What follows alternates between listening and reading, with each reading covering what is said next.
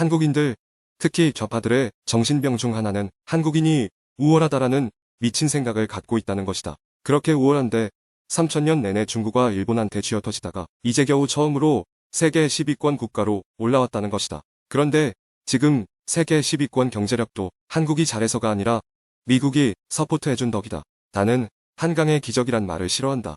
마치 한국인들이 스스로 잘해서 이 위치까지 왔다고 하는데 개소리들 쳐하네.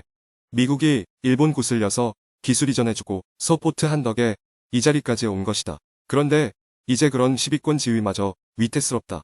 좌파 정권 덕이다. 5년 내내 중국과 북한 똥꼬만 쳐 빨고 대통령이란 인간이 미국 의회 가서 북한판 빨아주는 이야기만 쳐 하니 미국에서도 이제 한국에 대한 서포트를 줄여나가기 시작한 것이다. 일본과 미국이 반도체 동맹을 가속화한다.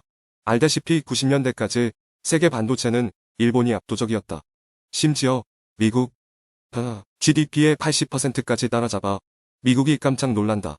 이후 플라자 합의와 반도체 규제로 일본을 견제하기 시작했고 그 견제 덕을 한국이 보았다. 그리고 이제 중국이 너무 커버린 데다가 한국이란 얼간이 같은 것들이 LCD 철강, 조선, 올레드 배터리, 전자산업 온갖 기술을 중국에게 쳐 뺏기고 있으니 미국도 답답한 것이다. 아니, 미래 중국, 북한, 러시아 방패막이로 동아시아에서 역할해주니 우리가 기술 나눠준 건데 그걸 홀랑 중국한테 쳐 뺏기냐.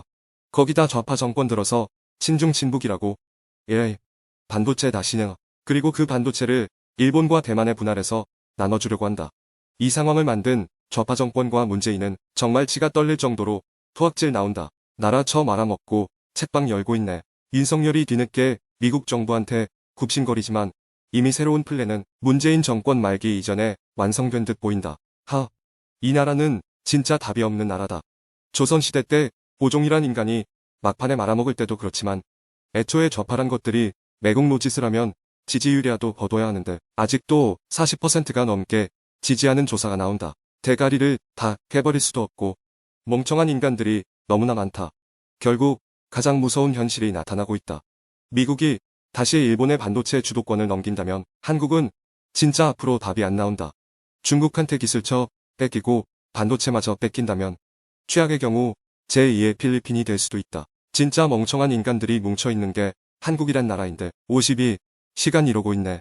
지금 상황에서 80시간을 일해도 나라가 망할까 말까인데 태평하게 52시간 이 지랄하면서 윤석열 보고 난리친다.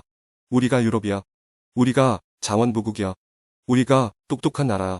저출산도 답이 안 나오는데 좌파가 망쳐버린 시스템이 어디서부터 고쳐야 할지 모르겠다.